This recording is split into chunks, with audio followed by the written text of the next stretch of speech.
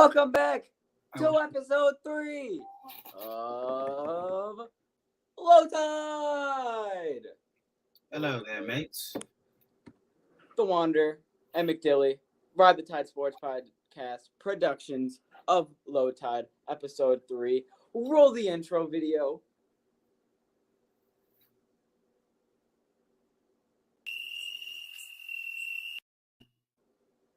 Roll the intro video. Yes, sir, baby. Low tide, low tide, low tide, low tide, low tide. I'll say it every time until there's one made. I don't give a shit. I'll keep doing it. But ladies and gentlemen, welcome back to episode 3. Once again, we got your baseball, we got your basketball, and we got your puck. It's pretty simple, and we're just going to start banging it out immediately with the baseball. So, well, first off, Jesse, how you doing? I'm doing quite swell. Having a pretty solid day. Almost had to go into work, huh? Yeah, almost. Dodge that bullet. Yeah. Swerved away from that one. We almost lost you for a second. Almost had a me and Nikki. 47. That would have been interesting. I almost got really excited. I was like, okay, this could be a very, very interesting podcast. But then you came back, and I was like, all right. But going right into baseball, we are starting off with a couple eliminations, starting with the San Francisco Giants. And with the San Francisco Giants, I only have one question for Jesse. I'll let you answer it first, and then I will give my take. Last year, was that shit a fluke? They choked this year. I don't think last year was a fluke. I just think they played like shit this year. That's what you think it was? Yeah. Okay. I think that last year was a fluke. I think last year was a very good pitching rotation, a very good pitching staff that held up. Think of the Detroit Tigers pitching staff first half of the year, right? It's like if we had consistent bats, we would have won the Central. That's all we would have needed. And that I think last year that they had consistent bats with Pop, and they had a couple people with like Jock and Yaz and Buster, who was just going crazy his final year, who were putting up big numbers. And I think that last year that helped them a lot. And this pitching staff with a couple injuries and this and that, I don't think that they're going to be a playoff contender next year. And I think that last year was, I would say fluke is a strong word, but I would say that they shouldn't have made the playoffs last year. And that wild card loss to the Dodgers, I mean, showing what the Dodgers ended up placing at the end of the season, going to the Final Four, I think that it showed that that was the case in the first place. That's what I think, though. I mean, I just think that the Giants are a team that, they always got good potential, but they were just on some dummy shit last year. Yeah. No one was ready for them to hang with the Dodgers. Just think about how shocked we were last year. Yeah. It didn't make any sense. It didn't make sense, but they were doing it. That's true. Could have did it again this year. They couldn't hit. That division was OP'd to where if you're going to have a good season, you're going to get the bounces, you're going to get the luck. It's going to be very hard to do that more than one season. Yeah. That's how I look at it.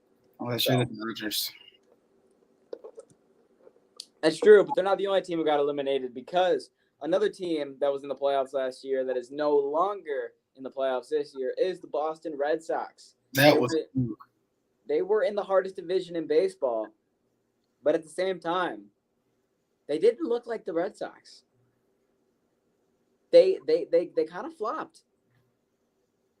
I think the Red Sox looks very Red Sox this year. Maybe not, the normal games you get from Boston, but they don't have that good of a roster to me. No, they always just had similar to San Francisco, those key players. But the difference between Boston and what San Francisco did last year is that those key players were unbelievably clutch. And that was the biggest reason of why they had so many walk-offs last year and they did so well in postseason. But Boston, if you get them to postseason, and honestly now, it's any fucking sport in Boston. You get them to postseason, they're going to do well. They're not going to go down getting swept. They're not going to go down and getting blown out. It's not going to happen. So, Right.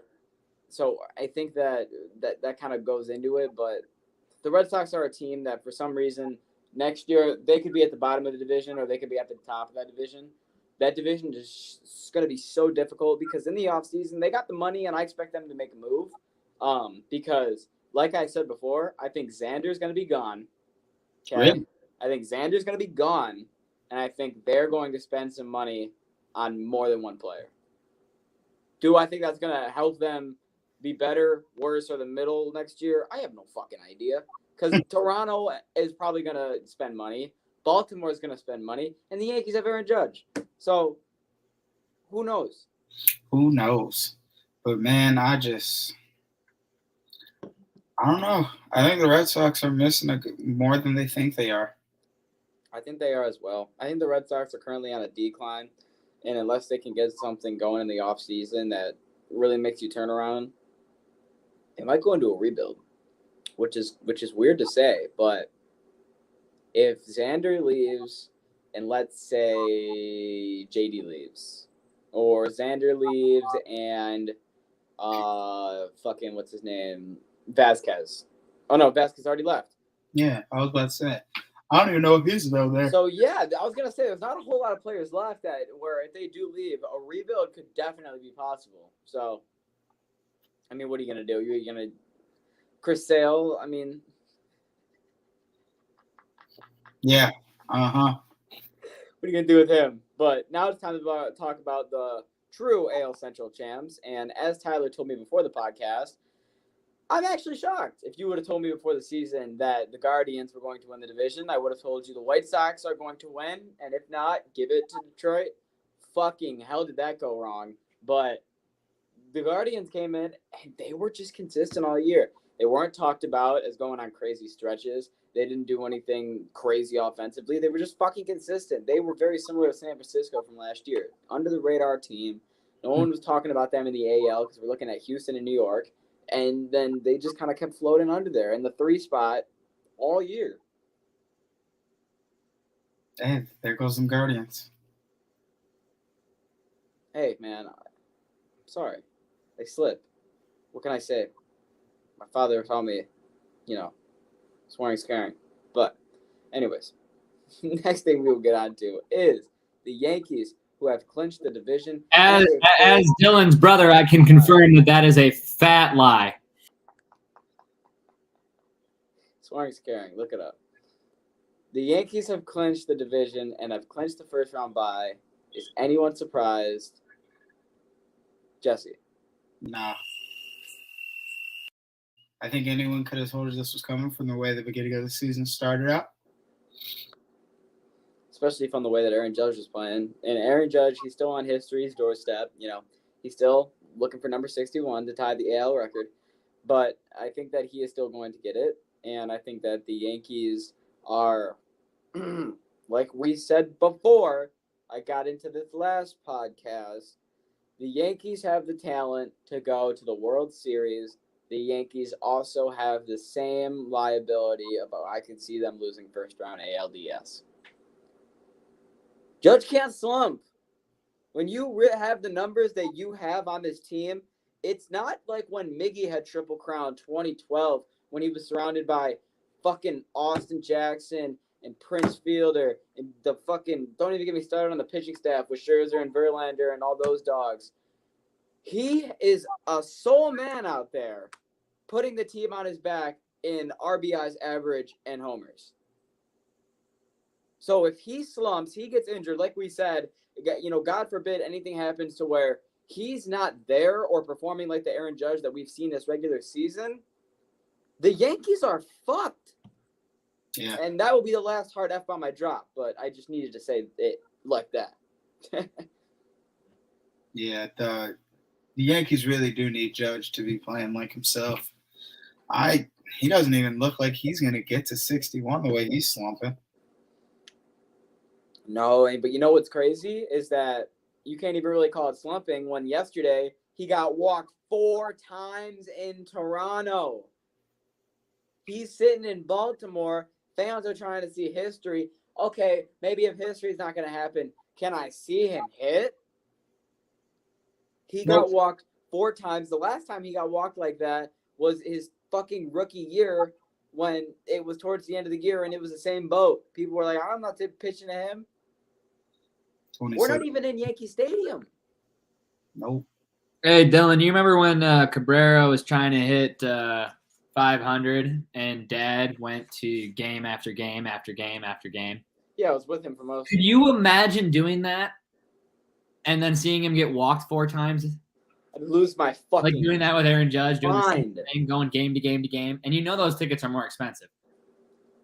I would lose my mind. My patience would just be going absolutely out the window. And I would be doing what all the fans at the Rogers Center did the other day, and that would be to boo. Yeah, that's what I'm thinking. Shit, whack.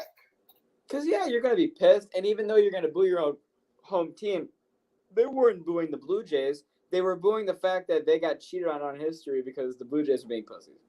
Mm-hmm. And, I mean, at the same time, you have a right to be mad about that.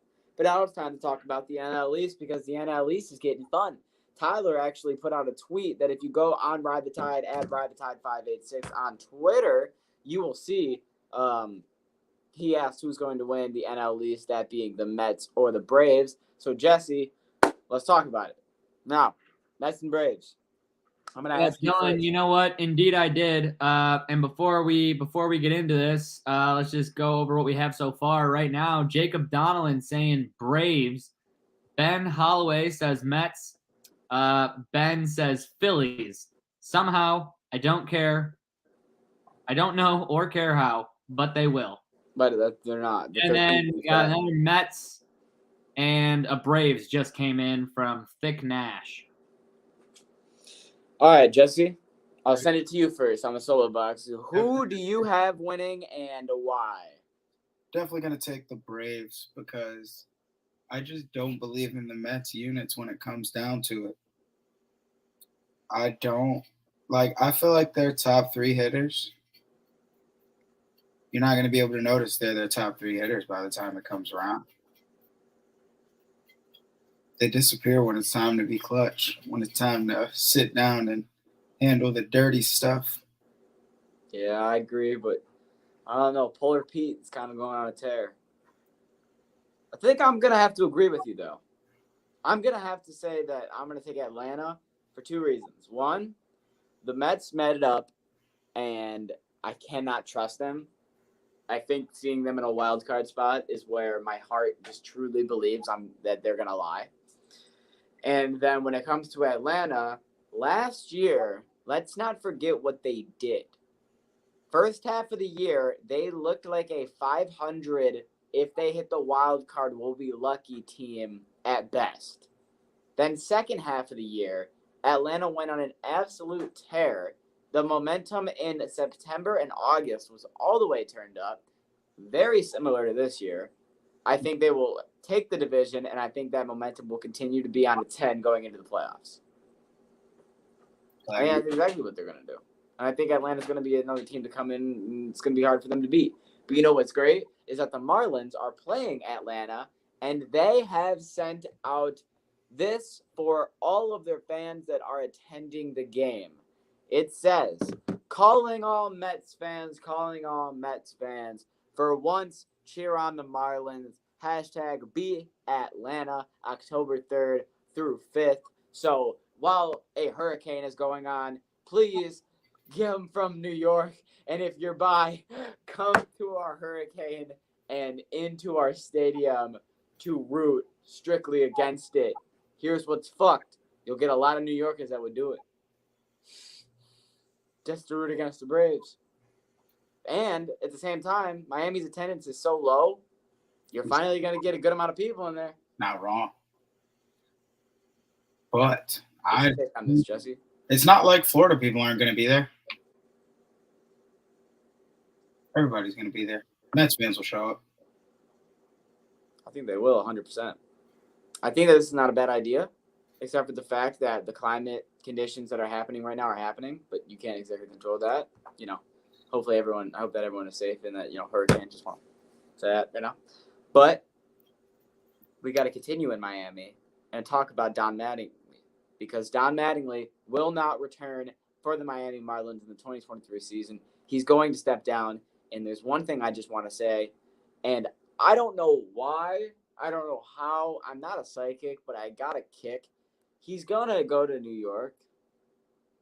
He's going to go back to New York, where he won that World Series. The fans fucking love him, okay? They fucking love him. This is true.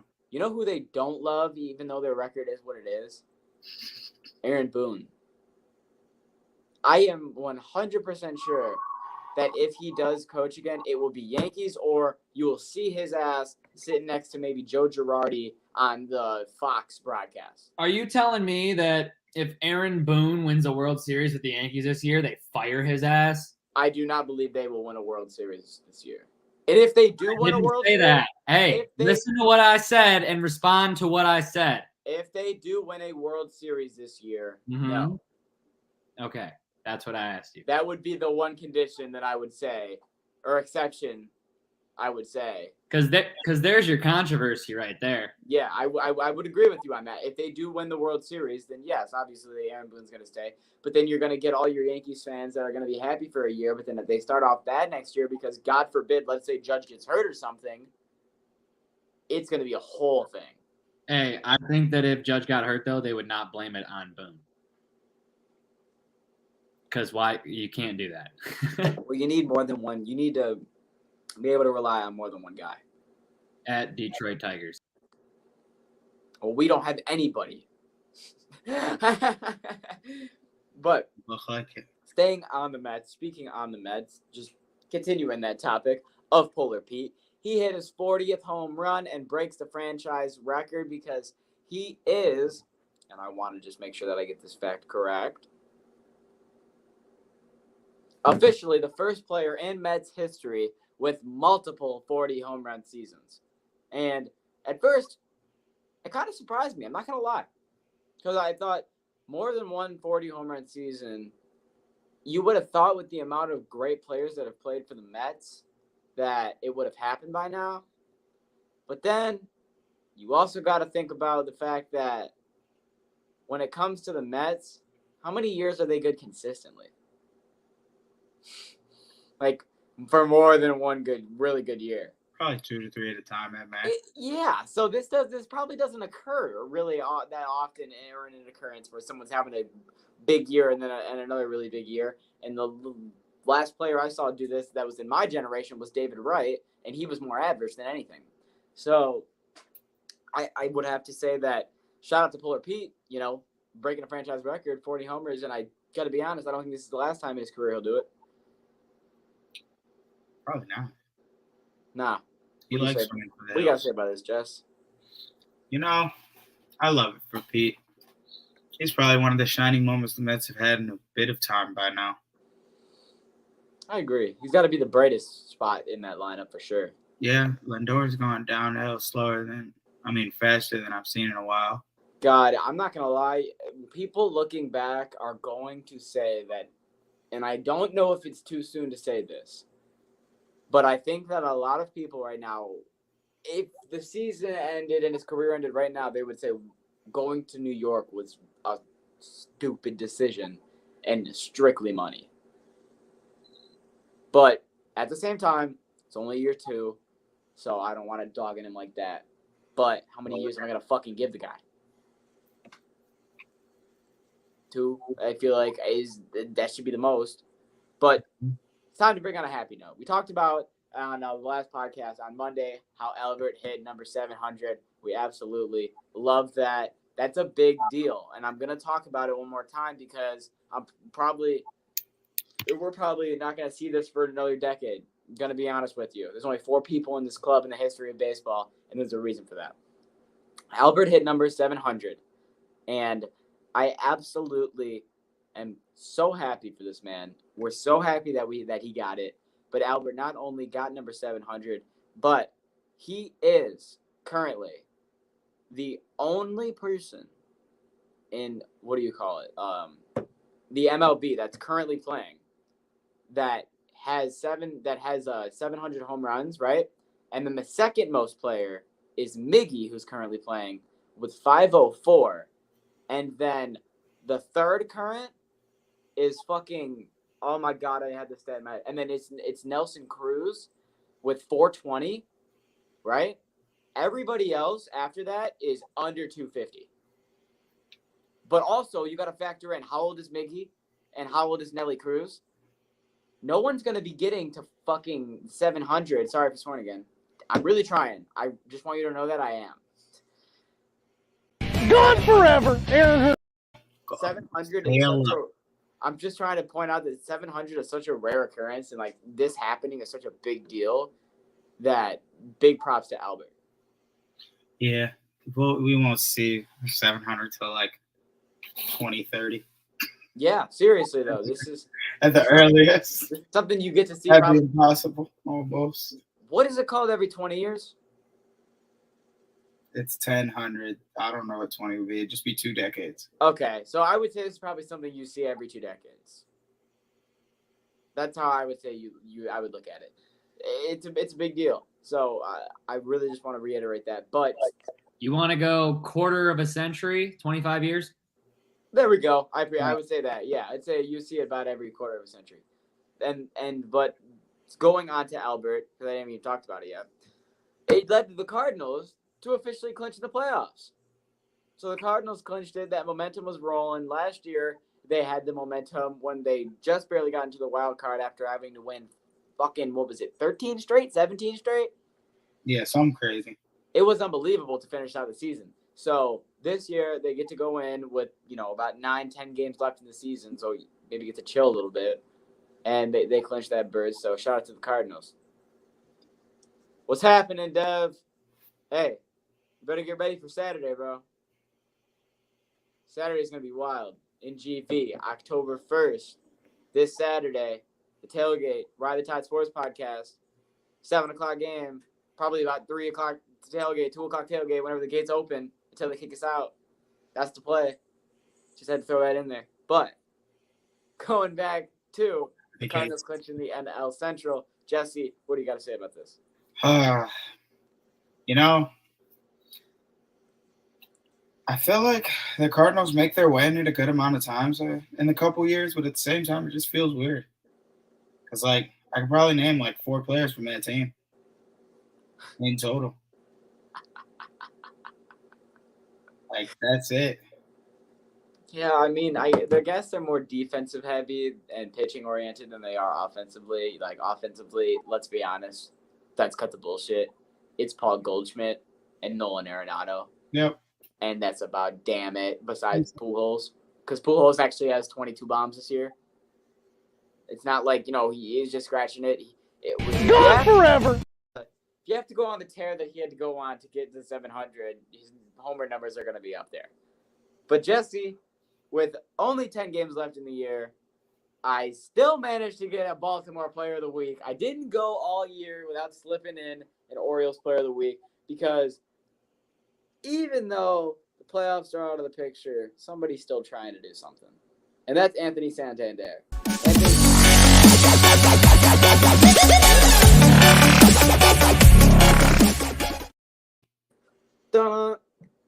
And Anthony Santander has 3 multi-homer games in his last 5 games. He has 4 homers in his last 2 days, and he has been going on an absolute tear. Jesse, I know you got to say something about this because you love your Orioles.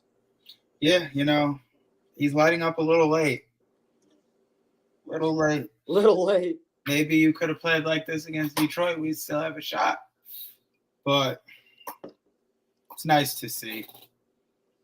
Yeah, I think we do love to see it. And once again, I'm going to read off the numbers. He had 8 hits, 6 home runs, 9 RBIs this week, 276 average, 323 OBP, but that slugging was a 931.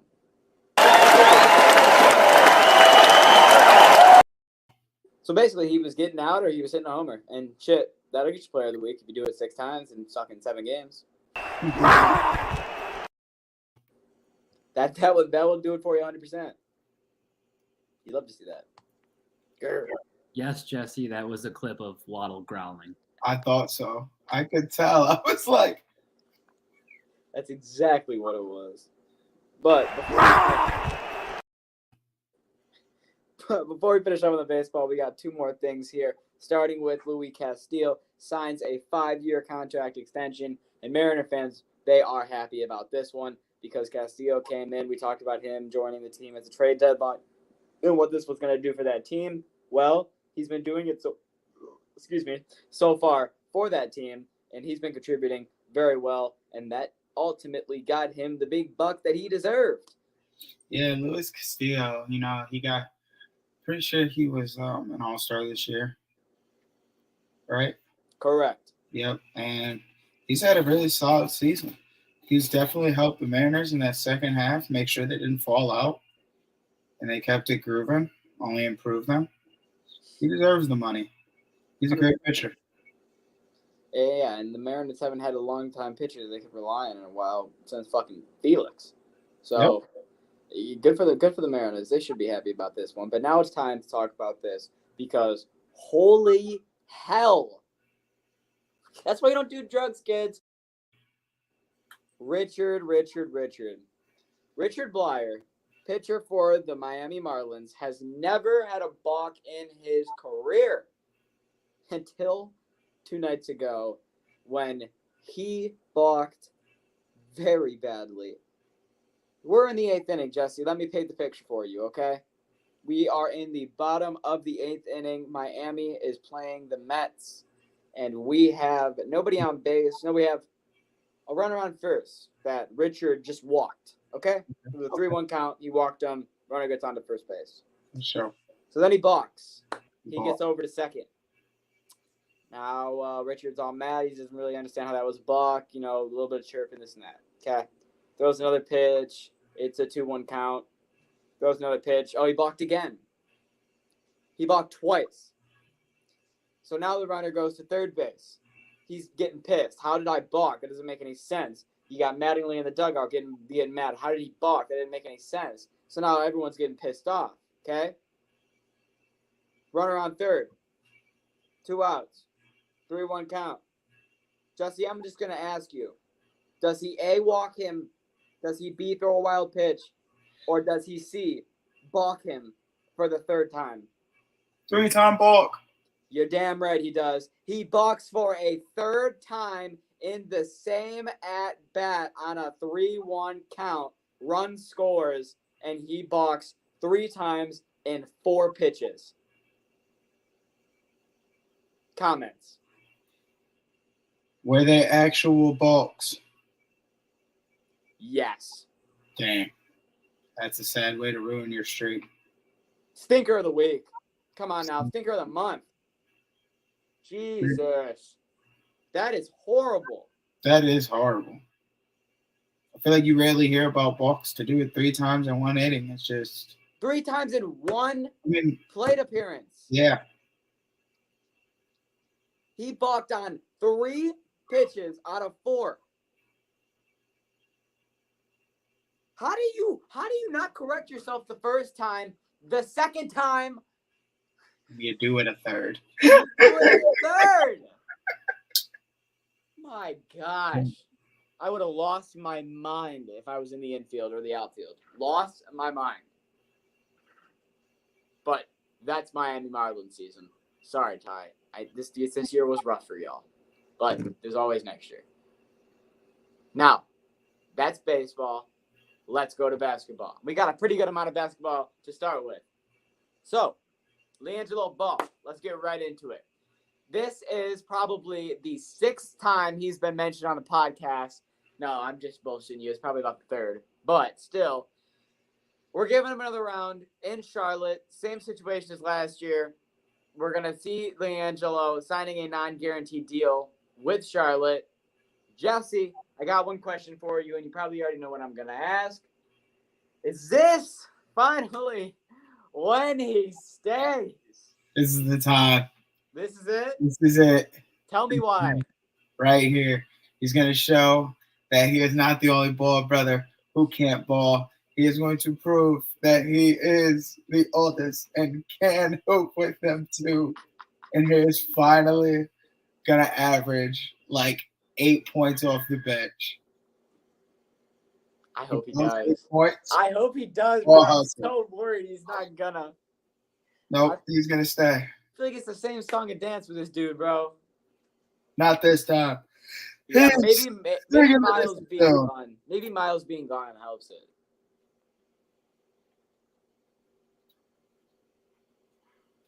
Yeah. What about all that? Because Miles is no longer on the team, so you're gonna need somebody else to help Melo. Why not his own brother? You need a duo. Yeah. Might as well put his brother on the court. Jeez. That's what I think they're gonna do. But I got something to do. I got something to ask you, Jesse. What the hell are the Mavericks doing? See how I changed that?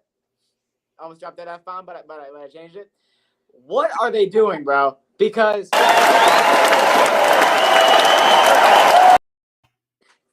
thank you. It was very hard for me, but I was able to do it. Dallas has announced that JaVale McGee is starting at center, and they are using Christian Wood as the sixth man. Why? I don't have an answer for you, Dylan. Like, see Wood on the court with Luka, that's the whole point. You'd think that was their point, but no, they just wanted him to be a really good sixth man. No, that's not his job. That's not what he is. You're telling me that he's a sixth man and JaVale is not? Get the hell out of here. That is a joke. I don't think JaVale should be starting either, okay? I need you to shed some light on maybe why, because I got nothing.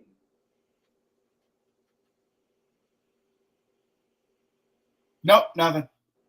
Fuck. I searched my brain. Couldn't find anything for you. God damn it, Dallas. Well, all I'm going to say is this better not last. This better be something that is corrected. I hope this is an experiment. Yes, and an experiment that will not work. That's my hypothesis on the experiment. Now, I also got a question for you, Jesse. What the hell is Jimmy Butler doing with his hair? He's got garlic knots on the end of his hair. He just got dreads. Braided up. He looks like, you know those black ropes that you go like this in the fucking gym class? It looks like he tied those around his head. You're seeming very, It looks stupid. That's fucking hilarious. I think, what are the players going to do a workout? Bam's going to walk up to him in the locker room and just, what are you doing, man? He's going to be breaking a sweat. Him, if he gets... I'm going to teabag him, lad. I'm going to teabag him like it's Modern Warfare 2. They look ridiculous. I don't know why he only has 4. And then he comes in and says, oh, I'm just doing it to piss off the media. No, you're not. You're doing it because you thought they looked good, and the media hates them. We've seen Jimmy Butler. He's been switching his hair for the last couple times he shows up. I think he's just tried some stuff out. Jimmy Butler went from the NBA to the WNBA. No BS, bro. He don't even look like Jimmy, bro. I remember when they first posted his braids and we talked about it real quick, and him sitting in the gym, bro. It looked like a different human. It looked like Aaron Jones' little brother or some shit. I didn't understand it. So now you want to talk about blasphemy.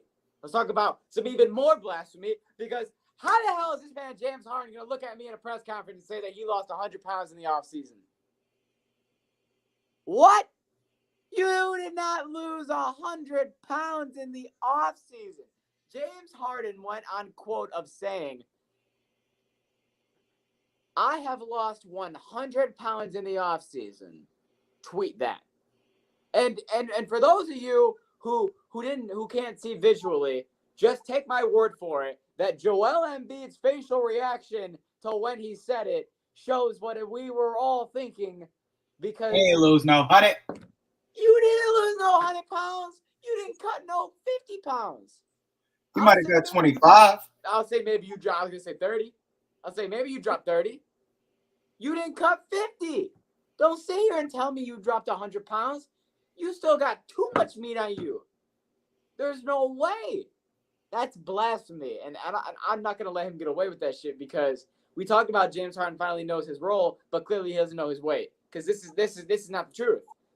This is absolute bullshit. And I have one question for you, Jesse. Yeah. Do you think that James Harden is going to get bigger, smaller, or the same throughout the season? All right, let's just start off by saying that James Harden, first off, did cut out a lot of body fat and gained it in lean muscle. So he doesn't have to be a twig to lose weight. We just said he didn't lose 100 pounds, we don't think. No, I know, but Dylan's like, you still have meat on your bones. Well, no shit. He's a professional athlete. He can't just. No. What I meant by that is he's still a little chubby. He's still got a little chub on him, but I didn't want to call him fat because he's not fat. But he's still got a little chub on him. When in that press conference, he's still sitting out with a couple gaps in his tummy, couple lines, couple loops. But I mean, he's not. What do you call it? Rocket James Harden before his final year. Because to me, that was still better shape than this in terms of conditioning, cardio, all this and that. The only thing about James Harden, and we talked about a couple weeks ago, that's different is his muscles. He doesn't look like he's putting on some muscle. So good for James. How can you tell that his stomach is? No, Todd, did you watch the full press conference, the 5-minute video? I don't know, like what you think you're seeing on his stomach if he's wearing a jersey. When he stood up? Okay, because I'm over here like, what is? Yeah, I'm saying it wasn't. I'm saying watch the full video when he stands up at the end of the presser, not when he's sitting down the whole time. I didn't know that you had the fucking spare time to watch full NBA press conferences nowadays. It was only a 5-minute clip on Twitter. I just clicked on the clip. But speaking on the other end of the spectrum of someone that actually does look in phenomenal shape, and if they may say that they lost like 40 some pounds and absolute insane muscle was added on top of them, I would say I agree, because Jesus, did you see Zion? Listen, Zion's called himself Naruto, and for those who don't know, that man was like the weakest man from his town, it seemed, and then all of a sudden he was dummy strong, and man had a full transformation. Grew like 1.5 feet. That's what Zion did. Zion had a complete transformation. Man's leveled up in the process. I don't know what his trainer put him on, but he gave him the right regimen. Zion looks like a whole nother person. I can't believe I'm saying this, but he actually looks bigger. I didn't think that was possible. I thought he was at max. Nope. Now he looks even scarier. And we talked about that trio in New Orleans. I didn't know we were gonna have this trio with Zion looking like that. Yep. He didn't miss that time for nothing. God, I hope he stays healthy. I'm not gonna lie, man. He'll stay I healthy. really hope he stays healthy. Because I really want to see that trio He fixed his one issue. He fixed his issue. He only had one issue. He had the Shaq problem. That's true. I agree 100%. All right. Mans is doing well. Jesse, is there anything else you would like to add before I close this pod out? No. We've covered everything. I don't think there's anything else that people need to know other than the MLB season only has about 8 games left as of today. So you know what that means. Next time we're on the podcast, a week from today, that means that we are going to be looking right into the postseason. We'll be having a lot of matchups set. We'll be having a lot of clutch games to determine who's going to be placed and where. It's going to be big. So make sure you tune in next week, next Wednesday, for another episode of Low Tide with me and the Wander, a.k.a. Jesse. If you want to see the regular podcast, that schedule is not going to change. That will be this Friday and next Monday, where you will get all of your football news. Then on the following Saturday, on October 1st, this Saturday, Grand Valley. We will fill you in more on Friday, but it's going down. You're going to want to be there. You're not going to want to miss it. You're an idiot if you're not there. Ladies and gentlemen, if you want to see us on Twitter, Instagram, that's at RideTheTide586.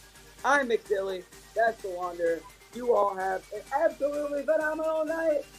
Peace!